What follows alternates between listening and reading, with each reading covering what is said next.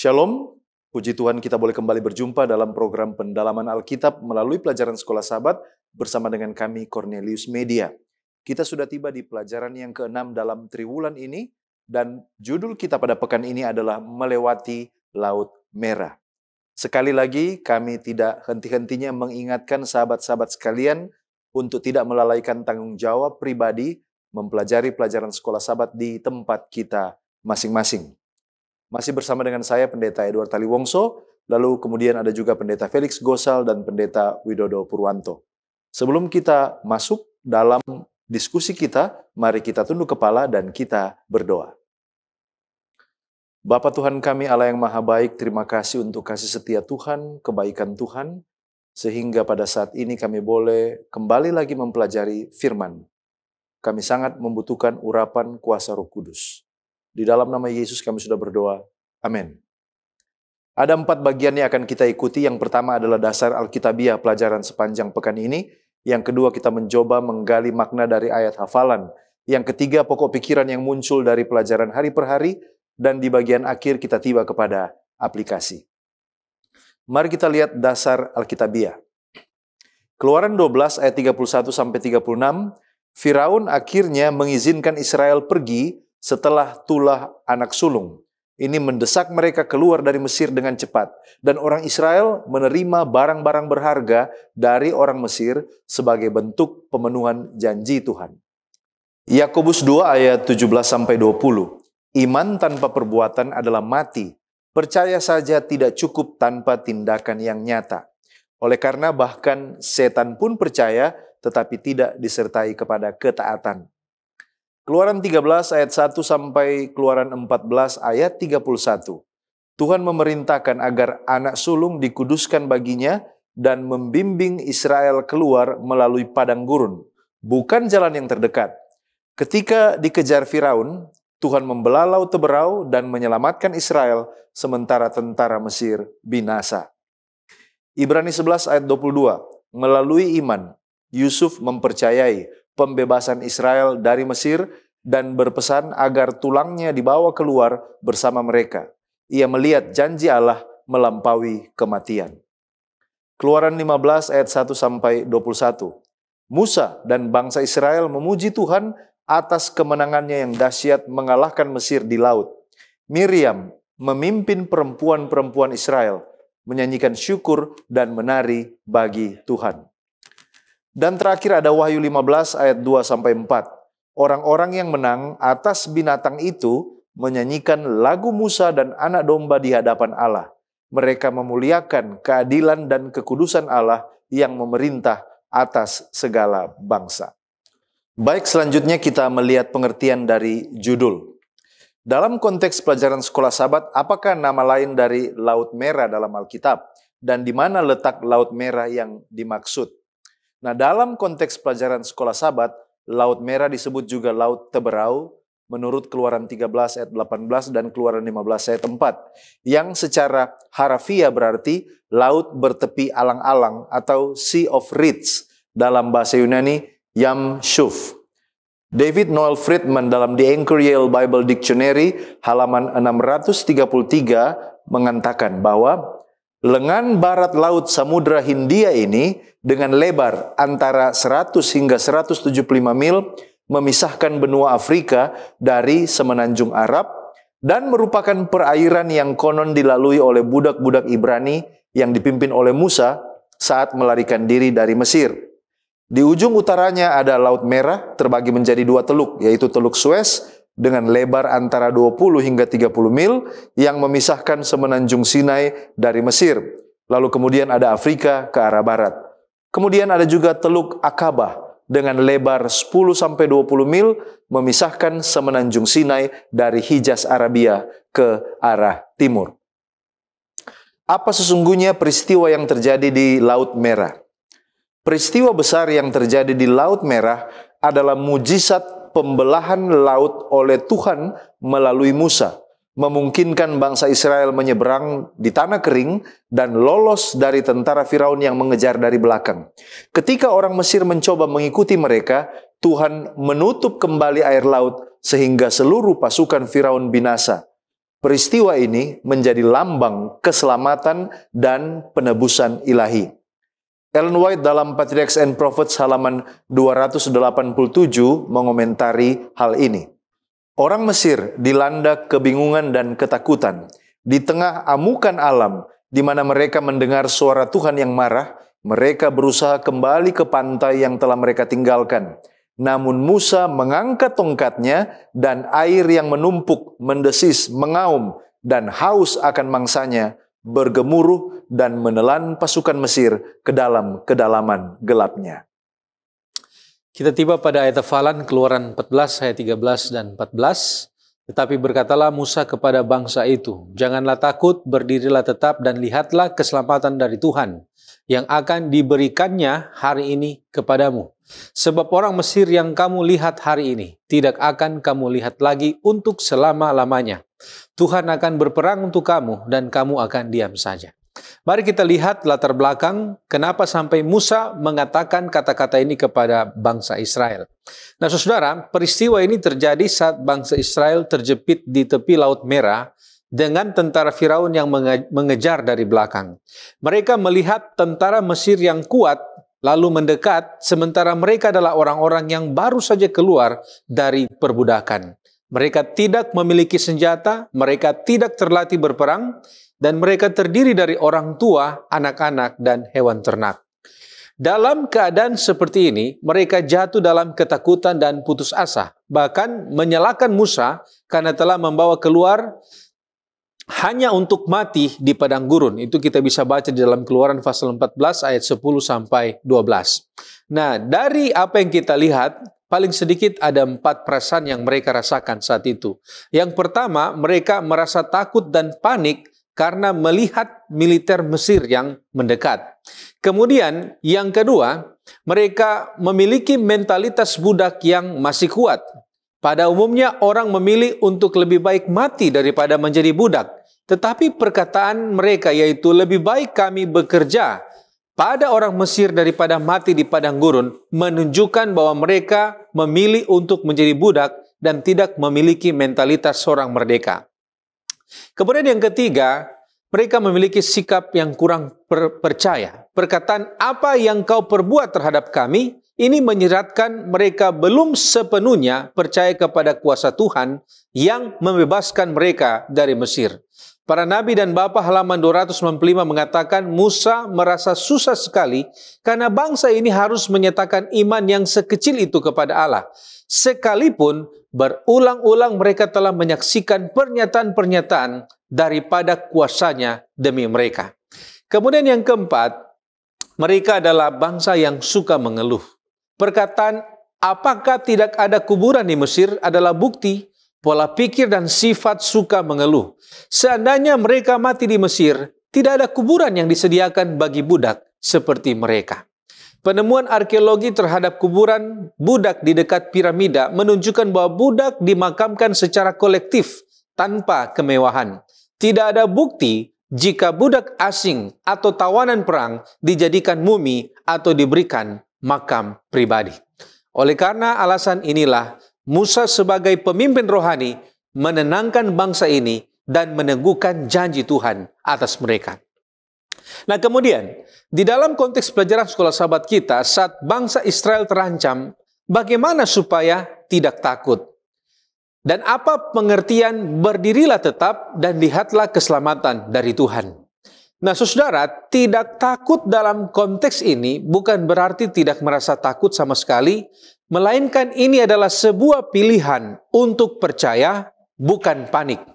Di dalam konteks ini, tidak takut berarti mengalihkan pandangan dari masalah kepada kuasa Allah. Musa mengarahkan mereka dari tentara Mesir kepada keselamatan yang akan dikerjakan oleh Tuhan. Di dalam Keluaran 14 ayat 13 di sana dikatakan, janganlah takut, berdirilah tetap dan lihatlah keselamatan dari Tuhan yang akan diberikannya hari ini kepadamu. Nah, apa artinya berdiri teguh? Frase yang diterjemahkan sebagai berdirilah tetap atau berdirilah teguh ini datang dari akar kata yatsaf yang berarti berdiri tegak atau bisa jadi berjaga atau bisa jadi tetap berada di posisi. Di dalam konteks ini, berdiri teguh bisa berarti yang pertama, jangan lari dari kepanikan. Yang kedua, jangan melawan dengan kekuatan sendiri. Yang ketiga, jangan ragu atau memberontak terhadap pemimpin yang diurapi Allah. Dan yang keempat, berdirilah dalam iman seperti prajurit yang siap menunggu perintah. Ini adalah bentuk kepercayaan yang aktif, bukan pasif. Tidak mengambil inisiatif sendiri, tetapi menantikan campur tangan Allah. Brevard Childs di dalam The Book of Exodus mengatakan, perintah Musa untuk berdirilah tetap dan lihatlah keselamatan dari Tuhan adalah seruan untuk percaya secara radikal kepada janji ilahi. Ini bukan seruan untuk tidak melakukan apa-apa secara mutlak, tetapi untuk berhenti mengandalkan inisiatif manusia di tengah campur tangan ilahi. Nah, kalau begitu, apa pelajaran dari Tuhan akan berperang untuk kamu dan kamu akan diam saja? Bukankah saat ada masalah, selain berdoa, harus juga kita berusaha? Nah, saudara, Alkitab tidak mengajarkan pasifisme, tetapi juga ada keseimbangan yang harus muncul antara usaha dan ketergantungan kepada Tuhan. Selain berdoa, apa usaha yang ditunjukkan oleh bangsa Israel dalam cerita ini? Apa iman yang ditunjukkan? Paling sedikit ada dua. Yang pertama, kata diam di sini bukan berarti pasif total, tetapi artinya adalah berhenti untuk panik, berhenti untuk menyalahkan, tetapi percaya kepada Tuhan yang akan bertindak. Ini adalah sebuah kepasrahan aktif dalam iman, bukan kemalasan rohani. Kemudian yang kedua, bangsa Israel tidak berperang dengan tentara Mesir. Mereka tidak menyeberangi Laut Merah dengan kapal atau jembatan. Tuhan yang berperang dan Tuhan yang membuka jalan. Tetapi tugas bangsa Israel yaitu berjalan mengikuti tiang awan dengan percaya. Sehubungan dengan ini, para nabi dan bapa halaman 301 mengatakan, orang banyak merasa letih dan gentar. Tetapi jikalau mereka menolak pada waktu Musa menyuruh mereka untuk maju terus, maka Allah tidak akan pernah membuka jalan bagi mereka. Adalah oleh iman bahwa mereka telah melewati Laut Merah di atas tanah yang kering. Ibrani 11 ayat 9. Dengan maju terus sampai ke dalam air, mereka menunjukkan bahwa mereka percaya akan firman Allah sebagaimana yang diucapkan oleh Musa. Mereka melakukan segala sesuatu yang mampu untuk mereka lakukan, dan kemudian Yang Maha Kuasa, orang Israel, membelah lautan itu untuk menyediakan jalan bagi mereka. Seventh-day Adventist Bible Commentary jilid 1 halaman 567 mengatakan, bangsa Israel tidak boleh berdiam diri sepenuhnya sementara Tuhan mewujudkan pembebasan mereka. Mereka harus bergerak, dan saat melakukannya, mereka harus menyaksikan kuasa Allah yang dahsyat. Kita masuk pada pokok pembahasan pergilah dan beribadah kepada Tuhan. Dalam kisah bangsa Israel ditindas dan diperbudak di Mesir, apakah mereka beribadah kepada Tuhan? Dan mengapa mereka tidak memberi pengaruh rohani kepada orang Mesir? Sejak pertama kali mereka tiba di Mesir, bahkan sampai waktu-waktu awal mereka diperbudak dan ditindas oleh Firaun, mereka tetap beribadah kepada Tuhan. Alfa Omega jilid 1 halaman 283 katakan bahwa mereka telah memelihara diri sebagai satu bangsa yang berbeda dan tidak mau membiasakan diri dengan adat ataupun agama orang Mesir. Namun penindasan dan perbudakan yang lama telah menyebabkan sebagian dari mereka menyimpang dari beribadah kepada Allah. Alfa Omega jilid 1 halaman 299 katakan, di dalam masa perbudakan mereka, orang-orang Israel sedikit banyak telah kehilangan pengetahuan akan hukum Allah dan mereka telah menyimpang dari peraturan-peraturannya. Pada umumnya, hari Sabat telah diabaikan dan kebengisan pengerah-pengerah mereka itu kelihatannya tidak memungkinkan mereka memelihara hari itu. Halaman 301. Selama masa perbudakan Israel di Mesir, di antara orang-orang Israel itu ada beberapa orang yang tetap menyembah Allah. Mereka merasa susah apabila mereka melihat setiap hari anak-anak mereka menyaksikan kekejian orang-orang kafir, bahkan ikut-ikutan menyembah kepada dewa-dewa palsu mereka. Nah, mengapa mereka tidak memberi pengaruh rohani kepada orang Mesir? Faktor pertama adalah karena sebagian dari orang Israel justru mengikuti pengaruh orang Mesir, meninggalkan agama dan kepercayaan mereka menjadi penyembah ilah-ilah Mesir. Faktor yang kedua ialah keadaan mereka lama sebagai budak di Mesir telah membuat orang Mesir merendahkan agama, penyembahan bahkan Allah mereka, Allah Israel. Orang-orang Israel yang masih tetap menyembah dan setia kepada Allah, menurut Alfa Omega Jilid 1 halaman 301, tidak menyembunyikan iman mereka, melainkan menyatakan kepada orang-orang Mesir bahwa tujuan perbaktian mereka itu adalah Khalik langit dan bumi, satu-satunya Allah yang hidup dan benar. Mereka mengulangi kembali bukti-bukti adanya kuasa Allah dari masa penciptaan dunia sampai kepada masa Yakub. Dengan demikian, orang-orang Mesir mempunyai kesempatan untuk mengenal agama orang Israel. Namun dikatakan selanjutnya di halaman 301 dan 302, mereka, orang-orang Mesir itu, bukan hanya menolak, tetapi juga balik mengolok-olok orang Israel, mengejek serta menyangkal kuasa Allah Israel, mempengaruhi orang-orang Israel, bahkan memaksa dengan tindakan-tindakan kejam agar para penyembah Allah itu mengikuti agama mereka.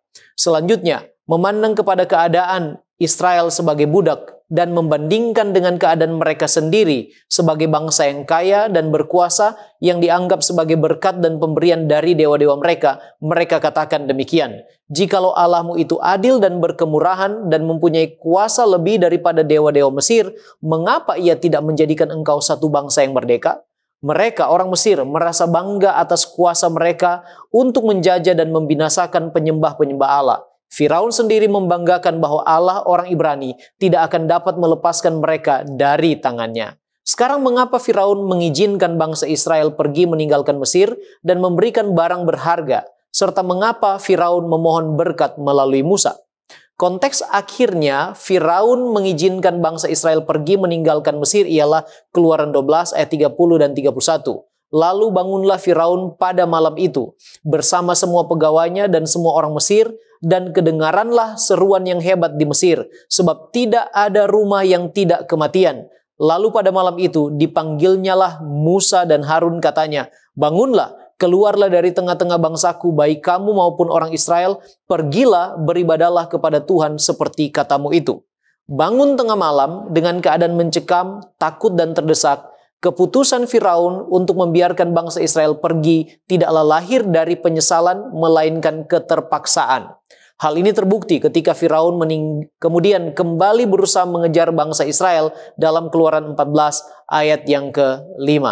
Nah, dalam situasi seperti ini, Tuhan membuat orang Mesir bermurah hati sehingga mereka memberikan barang-barang berharga kepada orang-orang Israel sebelum mereka meninggalkan Mesir. Mengapa? Keluaran 12 ayat 33 mengatakan orang Mesir juga mendesak dengan keras kepada bangsa itu, menyuruh bangsa itu pergi dengan segera dari negeri itu, sebab kata mereka, nanti kami mati semuanya. Jadi barang-barang berharga itu menurut Alfa Omega Jilid 1 halaman 327 sebenarnya juga ganti rugi atas kerja orang Israel yang tidak pernah dibayar oleh orang-orang Mesir, dan juga menjadi bekal perjalanan mereka menuju tanah perjanjian, serta menurut Andrew Study Bible halaman 89 akan digunakan nanti dalam pembangunan Ka'bah atau tabernakel. Sekarang mengapa Firaun memohon berkat melalui Musa? Dalam buku Spiritual Gifts, volume 3 halaman 246, pena inspirasi katakan bahwa saat itu dia berpikir bahwa suatu berkat dari hamba Allah akan melindunginya dari dampak lebih lanjut dari tulah yang mengerikan itu. Hal ini tidak mengindikasikan pertobatan, melainkan keterpaksaan dan ketakutan akan konsekuensi dari kekerasan hati dan pemberontakannya terhadap Allah, bukan penyesalan terhadap kesalahan atau dosanya sendiri. Terima kasih pendeta. Sekarang kita melihat tema pengudusan anak sulung. Apa penting dan arti khusus dari anak sulung, dan mengapa anak sulung ini harus dikuduskan menurut Keluaran 13 ayat 2? Apakah ada pembedaan urutan anak, dan apa pentingnya anak-anak selain anak sulung secara rohani? Nah, mari kita lihat beberapa signifikansi dari anak sulung menurut Alkitab. Anak sulung laki-laki, baik itu hewan maupun manusia, memang memiliki makna khusus pada zaman Alkitab. Ini mencerminkan perayaan Paskah dan perlindungan Allah. David Noel Fredman dalam Eastman Dictionary of the Bible halaman 462 mengatakan, anak sulung jantan dari hewan, juga disebut anak sulung dan manusia, mereka dianggap sebagai milik Allah. Keluaran 22, 29-30. Hal ini mencerminkan perayaan Paskah ketika anak sulung laki-laki Israel diselamatkan selama tulah terakhir terhadap Mesir. Mari kita lihat juga tentang penebusan anak sulung. Anak sulung hewan dan manusia harus ditebus, seringkali melalui penggantian atau pengorbanan, mencerminkan status mereka yang dikhususkan. Sementara anak sulung di Israel itu dianggap sebagai anak sulung Allah di antara seluruh bangsa-bangsa. Ini menyoroti hubungan khusus antara Israel dan Yahweh. Tetapi dalam hubungan khusus ini juga ada tanggung jawab. Kemudian masalah warisan. Anak sulung laki-laki menerima bagian warisan yang 2 kali lipat hak yang tidak dapat diabaikan oleh ayah. Masalah status. Anak sulung memegang posisi terkemuka di dalam keluarga, dia yang memimpin silsilah dan dia yang mewakili garis keturunan keluarga. Di Perjanjian Baru, Yesus itu sebagai anak sulung. Dalam Perjanjian Baru, Yesus digambarkan sebagai anak sulung, Maria dan Allah dan penciptaan. Ini menandakan keutamaan dan peran perantaraannya. Pengudusan anak sulung menegaskan bahwa semua yang dimiliki Israel itu berasal dari Tuhan. Dan tidak ada indikasi bahwa urutan anak ini secara biologis selain anak sulung dianggap tidak penting. Namun secara rohani, setiap anak terlepas dari urutan lahirnya perlu dididik di dalam pengertian bahwa mereka semua adalah milik Tuhan. Apa dasar dan mengapa orang Israel menaruh darah domba di ambang atas dan pada 2 tiang? Apakah ada orang Mesir pada waktu itu yang mengikuti hal ini? Dan apakah ada juga orang Israel yang tidak ikuti perintah ini? Nah, sangat menarik, Victor Harold Matthews dalam IVP Bible Background Commentary Old Testament menerangkan ada akar budaya sebenarnya mengapa hal ini dilakukan. Yang pertama, bicara tentang fungsi darah. Dalam agama-agama primitif, darah sering digunakan untuk mengusir kekuatan jahat. Sedangkan dalam ritual Israel, darah itu berfungsi sebagai unsur penyucian. Nah, meskipun yang pertama mungkin dipercaya secara superstisius oleh orang Israel yang mempertahankan unsur-unsur primitif dalam pemikiran dan praktek keagamaan mereka, tetapi yang terakhir adalah fungsi yang dimaksudkan, yaitu fungsi penyucian. Lalu kemudian dia katakan, bingkai pintu rumah-rumah Mesopotamia sering dicat merah karena warna tersebut diyakini dapat mengusir setan. Jadi kemungkinan besar ini adalah cara Allah berbicara dalam bahasa dan simbol yang dimengerti oleh masyarakat primitif pada periode itu. Tapi apa sesungguhnya dasar perintahnya? Dasar perintah untuk menaruh darah domba pada ambang atas dan 2 tiang pintu itu adalah sebagai tanda iman, dan yang kedua adalah tanda ketaatan kepada Allah. Ellen White dalam The Story of Jesus halaman 17 dan 18 mengatakan, darah Paskah ini bagi orang Yahudi melambangkan darah Kristus. Sebab pada waktunya Allah akan menyerahkan anaknya yang terkasih untuk disembelih seperti domba yang disembelih, agar semua orang percaya kepadanya diselamatkan dari kematian kekal. Kristus disebut Paskah kita, 1 Korintus 5 ayat 7. Melalui darahnya, oleh iman, kita ditebus, Efesus 1 ayat 7. Dalam pelajaran sekolah Sabat dijelaskan bahwa orang Israel diselamatkan karena mereka bertindak berdasarkan iman. Jadi mereka tidak hanya percaya, tetapi mengikuti instruksi Allah. Pertanyaan selanjutnya, apakah ada orang Mesir yang mengikuti instruksi ini? Ellen White dalam Spiritual Gifts Jilid 3 halaman 223 mengatakan, ada cukup banyak orang Mesir yang dipimpin untuk mengakui melalui tanda-tanda dan mujizat yang ditunjukkan di Mesir bahwa Allah orang Ibrani adalah Allah yang benar dan satu-satunya. Mereka, orang-orang Mesir, memohon izin untuk datang ke rumah-rumah orang Israel bersama dengan keluarga mereka.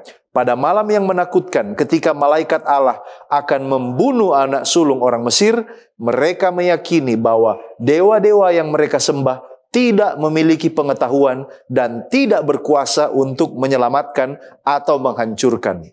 Lalu mereka, orang-orang Mesir ini berjanji untuk memilih Allah Israel sebagai Allah mereka. Mereka memutuskan untuk meninggalkan Mesir dan pergi bersama anak-anak Israel untuk menyembah Allah mereka.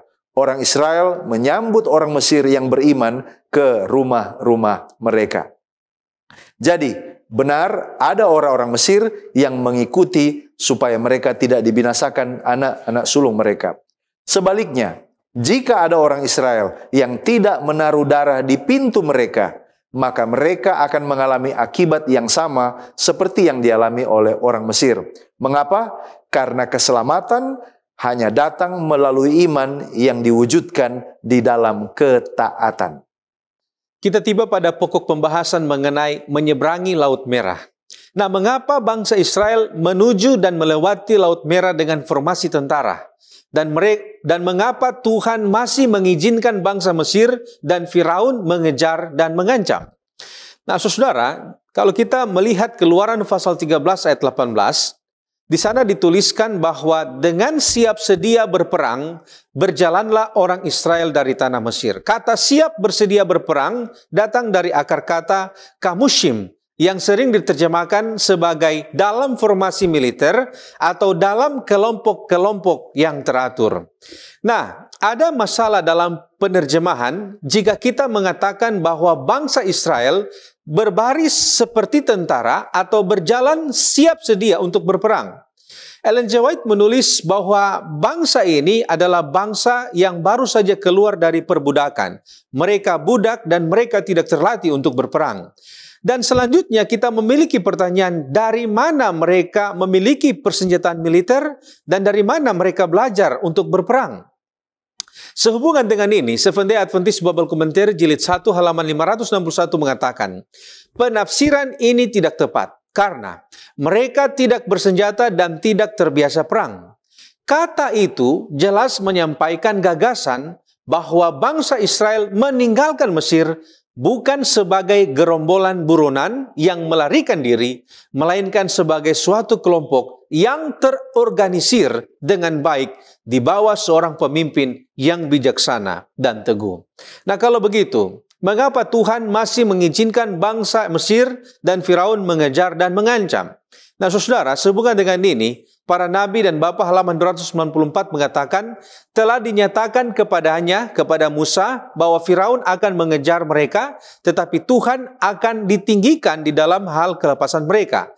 Kemudian masih dalam buku yang sama halaman 301 dikatakan, Allah di dalam pimpinannya membawa orang Ibrani ke daerah di mana terdapat gunung-gunung yang tinggi dekat laut, agar ia dapat menyatakan kuasanya dalam kelepasan mereka dan dengan nyata merendahkan segala kesombongan si penjajah itu. Dikatakan selanjutnya, sebenarnya ia dapat melepaskan mereka dengan cara yang lain, tetapi ia telah memilih cara ini untuk menguji iman mereka serta menguatkan kepercayaan mereka di dalam Dia. Nah, dari kutipan-kutipan tadi, ada beberapa alasan mengapa Tuhan mengizinkan Firaun mengejar dan mengancam. Yang pertama, agar Allah ditinggikan di hadapan bangsa-bangsa. Alasan yang kedua, untuk menghakimi kesombongan Mesir. Dan alasan yang ketiga, untuk menguji dan memperkuat iman bangsa Israel. Nah, kalau begitu, mengapa harus berjalan keluar Mesir dengan membawa tulang belulang Yusuf?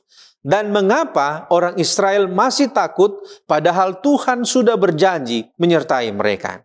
Nah, sehubungan dengan orang Israel membawa tulang belulang Yusuf, Seventh Day Adventist Bible Commentary jilid 1 halaman 561 mengatakan, anak-anak Israel menyimpan jenazah Yusuf dan mematuhi permintaannya untuk dimakamkan di Kanaan. Ini menunjukkan bahwa mereka tampaknya tidak pernah melupakan janji pembebasan. Nah, saudara, membawa tulang belulang Yusuf ini menunjukkan jika bangsa Israel masih mengingat janji Allah, dan ini adalah bukti jika Tuhan sementara menggenapi janjinya. Lantas, mengapa mereka masih saja takut? Nah, saudara, ada beberapa alasan. Yang pertama, oleh karena iman mereka belum matang. Ellen G. White mengatakan bahwa Musa merasa susah sekali karena bangsa ini harus menyatakan iman yang sekecil itu kepada Allah. Kemudian alasan yang kedua, ketakutan yang melebihi ingatan akan janji Tuhan. Mereka lebih percaya pada apa yang mereka lihat daripada apa yang telah Tuhan katakan. Dan alasan yang ketiga, mereka diizinkan Tuhan untuk berada pada titik itu, titik di mana manusia tidak lagi dapat berbuat apa-apa, supaya satu-satunya jalan keluar adalah campur tangan ilahi. Saudara, Tuhan tidak mau membuat kita takut dan percaya, tetapi Tuhan menunjukkan kasih karunia dan kesabaran dalam mendidik umat yang masih lemah. Terima kasih pendeta, kita masuk kepada pokok pembahasan melangkah maju dengan iman. Dalam konteks pelajaran sekolah sahabat, apa arti iman? Dan bagaimana iman supaya bertumbuh dan bertahan? Serta mengapa orang Israel sepertinya iman mereka tidak bertumbuh dan bertahan? Iman dalam konteks pelajaran sekolah sahabat artinya jangan takut, terus mempercayai Allah dan firman-Nya. Dalam buku Conflict and Courage halaman 92 di sana dikatakan, iman dengan berani mendorong untuk maju, berharap akan segala sesuatu, percaya akan segala sesuatu. Nah, iman akan bertumbuh dan bertahan bila kita tetap teguh mempercayai Allah dan firman-Nya. Percaya bukan karena melihat, tapi karena penyerahan diri kepada apa yang dijanjikan melalui firman-Nya. Praktisnya atau sederhananya, iman akan bertumbuh dan bertahan bila kita memiliki hubungan pribadi dengan Allah melalui bertekun dalam doa dan penyerahan serta giat mempelajari akan firman-Nya siang dan malam. Orang-orang yang kesukaannya ialah Taurat Tuhan dan merenungkannya siang malam menurut Mazmur pasal 1 ayat 2 dan 3 akan seperti pohon yang ditanam di tepi aliran air yang menghasilkan buahnya pada musimnya dan yang tidak layu daunnya, apa saja yang diperbuatnya berhasil. Selain itu, kita harus mengenali kepemimpinan Tuhan dan pertolongannya serta bersyukur atas pertolongannya itu. Percaya bahwa hanya Dia yang sanggup memberikan kemenangan, keamanan, dan keselamatan. Dia selalu ada untuk kita, peduli dan menyediakan apa yang kita butuhkan tepat pada waktunya. Nah, mengapa orang Israel sepertinya imannya tidak bertumbuh dan bertahan? Yang pertama, mereka terus-menerus memupuk kekhawatiran dan ketakutan, gantinya percaya sebagai hasil dari mentalitas budak. Yang kedua, orang Israel, iman mereka hanya berdasarkan penglihatan sehingga mereka terus jatuh dalam persungutan dan pemberontakan terhadap Musa dan Harun, hamba Allah, serta terhadap Allah sendiri. Mereka tidak bertahan ketika berada dalam kesulitan dan pencobaan. Mereka katakan dalam Keluaran 14 ayat 12, "Bukankah ini telah kami katakan kepadamu di Mesir? Janganlah mengganggu kami dan biarlah kami bekerja pada orang Mesir. Sebab lebih baik bagi kami untuk bekerja pada orang Mesir daripada mati di padang gurun ini." Yang ketiga dan intinya adalah mereka keras kepala dan tidak percaya kepada Allah serta firman-Nya. Ibrani 3 ayat yang ke-8 mengatakan, "Janganlah keraskan hatimu seperti dalam kegeraman pada waktu pencobaan di padang gurun." Kemudian ayat yang ke-19, Ibrani pasal yang ketiga, "Demikianlah kita lihat bahwa mereka tidak dapat masuk oleh karena ketidakpercayaan mereka." Sekarang dalam pelajaran sekolah sahabat, apakah dasar Musa mempercayai Allah dan firman-Nya? Iman adalah dasar Musa mempercayai Allah dan firman-Nya. Perjalanan dan hubungan pribadi Musa dengan Allah telah menumbuhkan imannya kepada Tuhan. Hal ini direfleksikan melalui kata-katanya kepada bangsa Israel dalam Keluaran 14 ayat 13 dan 14. Tetapi berkatalah Musa kepada bangsa itu, "Janganlah takut, berdirilah tetap dan lihatlah keselamatan dari Tuhan yang akan diberikannya hari ini kepadamu, sebab orang Mesir yang kamu lihat hari ini tidak akan kamu lihat lagi untuk selama-lamanya. Tuhan akan berperang untuk kamu dan kamu akan diam saja." Seventh Day Adventist Bible Commentary volume 1 halaman 566 serta buku Patriarchs and Prophets halaman 284 mengatakan, Musa tidak tahu bagaimana Allah akan melaksanakan kehendaknya, tetapi pengalamannya bekerja sama dengan Allah di tanah Mesir membuatnya yakin bahwa Allah sepenuhnya mampu menyelamatkan umatnya meskipun prospek tersebut tampak tidak mungkin. Sekarang apa pelajaran sekolah sahabat serta firman Allah untuk menasehati kita menghadapi masalah dan keadaan yang sulit? Yang pertama, jangan takut. Firman Tuhan katakan dalam Yesaya 41 ayat yang ke-10, "Janganlah takut sebab aku menyertai engkau, janganlah bimbang sebab aku ini Allahmu, Aku akan meneguhkan, bahkan akan menolong engkau. Aku akan memegang engkau dengan tangan kananku yang membawa kemenangan. Yang kedua, berdirilah tetap. Keluaran 14 ayat 13. Artinya berhenti bersungut-sungut dan mengharapkan hal-hal besar. Sebaliknya percaya dan menanti dengan sabar manifestasi dari kuasa Allah menolong kita. Yang ketiga, lihatlah keselamatan daripada Tuhan. Keluaran 14 ayat 13. Artinya percaya dan Dia sanggup menolong dan memberikan kemenangan serta keselamatan kepada kita. Yang keempat, yang terakhir, Tuhan akan berperang untuk kamu. Keluaran 14 ayat 14. Diam di sini bukan berarti tidak melakukan apa-apa, melainkan mengikuti dengan setia setiap perintahnya, percaya dan membiarkan Tuhan bertindak menyelamatkan kita. Selanjutnya kita melihat nyanyian Musa dan Miriam. Jika Harun membantu sebagai juru bicara Musa, siapa Miriam dan apa peran Miriam dalam membantu Musa? Nah, Miriam adalah saudari Musa dan Harun. Dan dalam konteks Keluaran 15 ayat 20 dia disebut sebagai nabi perempuan. Perannya adalah dalam membantu Musa adalah sebagai pemimpin puji-pujian, sebagai seorang penggerak spiritual di tengah umat, khususnya kepada para perempuan Israel. Walter Elwell dalam Baker Encyclopedia of the Bible halaman 1473 dan 1474 menjelaskan tentang Miriam. Miriam pertama kali disebut namanya setelah penyeberangan Laut Merah, Keluaran 15. Ia diberi gelar sebagai nabiah dan bersama saudara-saudaranya ditunjuk sebagai pemimpin di bangsa itu menurut Mika 6 ayat 4.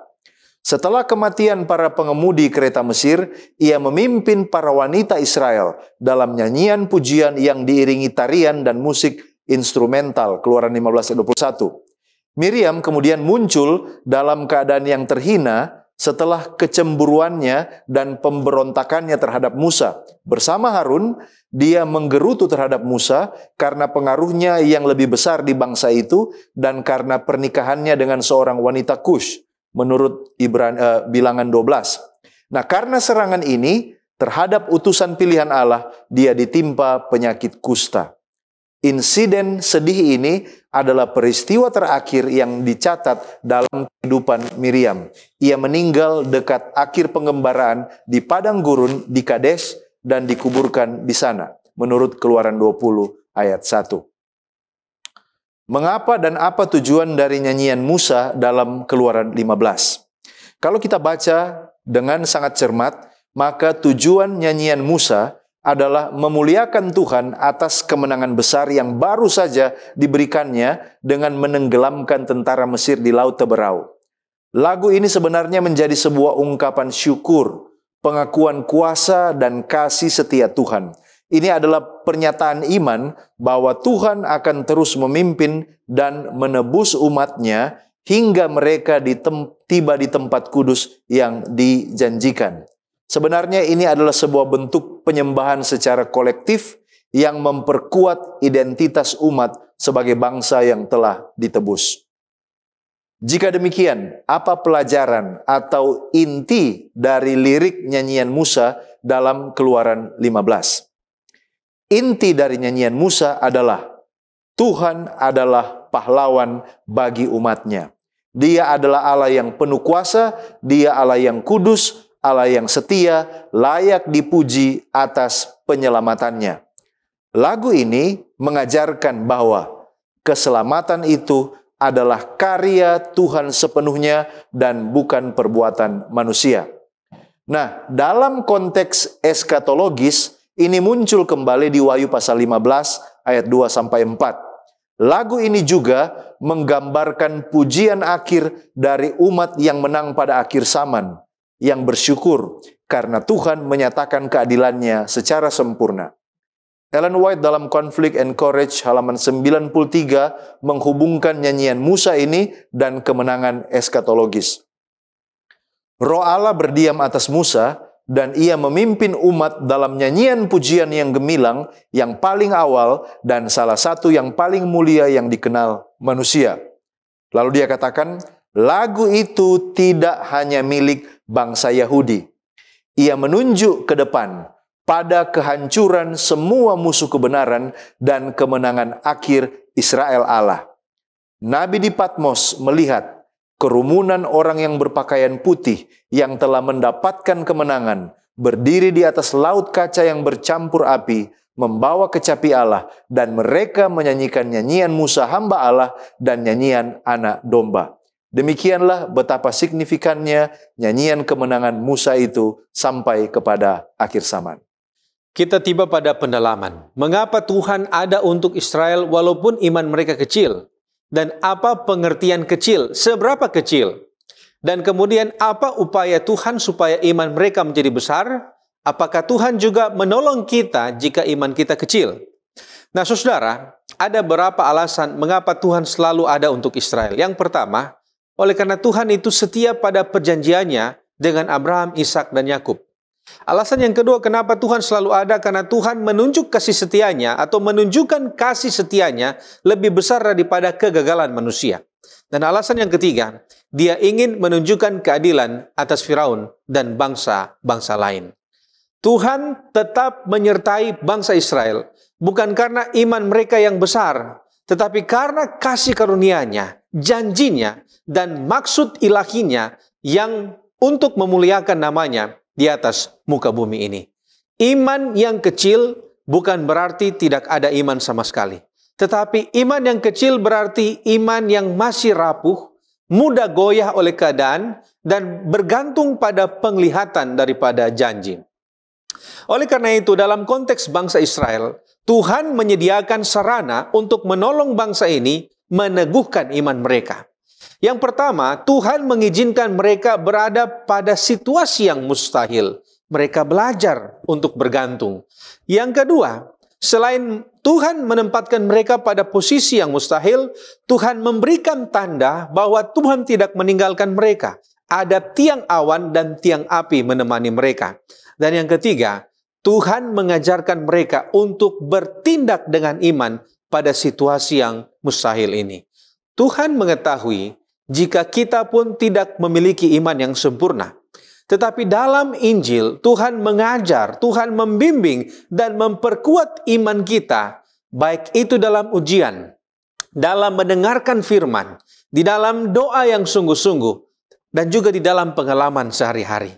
Tugas kita adalah melihat itu dengan kacamata rohani, dan kita dapat melihat bahwa apa yang terjadi di sekeliling kita adalah upaya Tuhan untuk mematangkan iman kita sebelum kita tiba di Kanaan surgawi.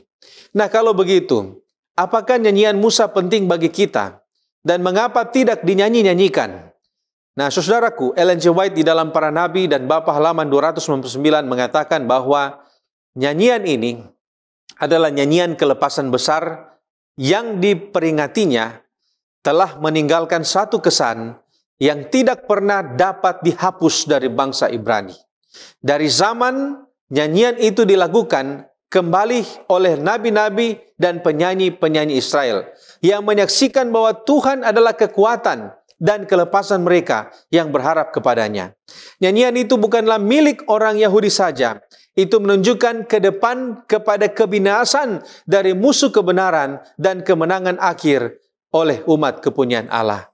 Sehubungan dengan ini, Seventh-day Adventist Bible Commentary volume 1 halaman 570 juga mengatakan, nyanyian Musa di tepi Laut Merah senantiasa menjadi pola ujian bagi gereja Allah dalam segala pergumulannya melawan kuasa kegelapan.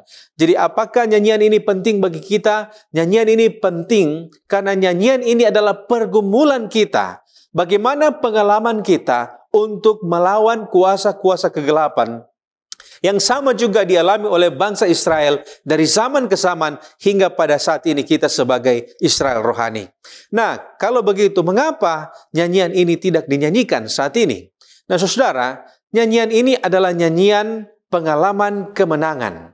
Saat ini kita belum sepenuhnya mengerti makna dari nyanyian ini, tetapi pada satu saat, manakala kita telah menang dalam pertempuran iman, kita akan menyanyikan lagu ini bersama-sama di dalam kerajaan surga.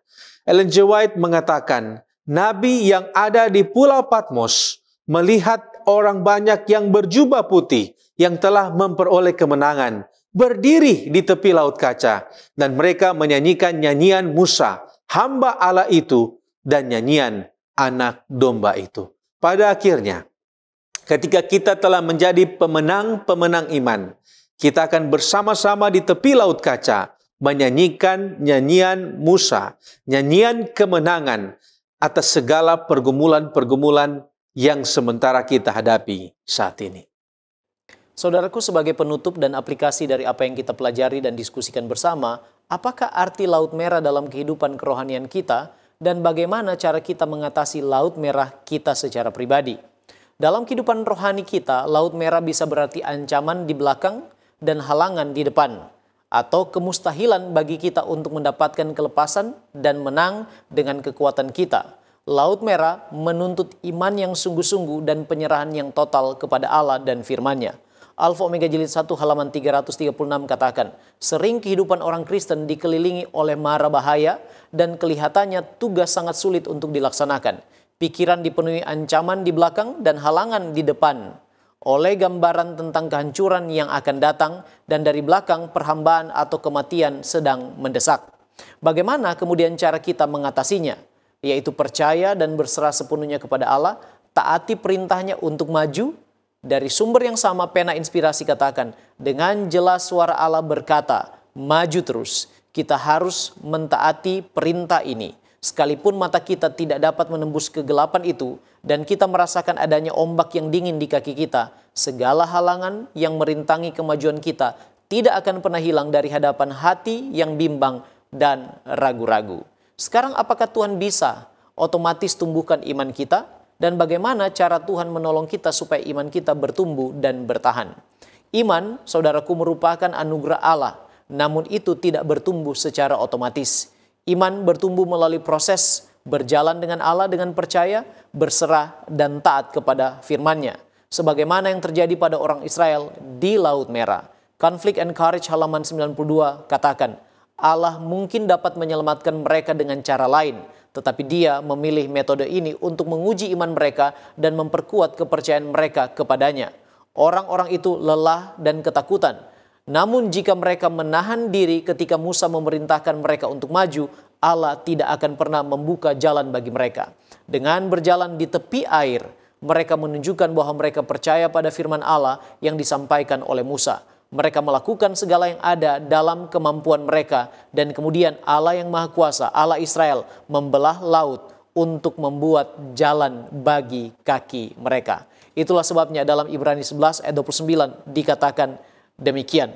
Karena iman, maka mereka telah melintasi Laut Merah sama seperti melintasi tanah kering. Sedangkan orang-orang Mesir tenggelam ketika mereka mencobanya juga.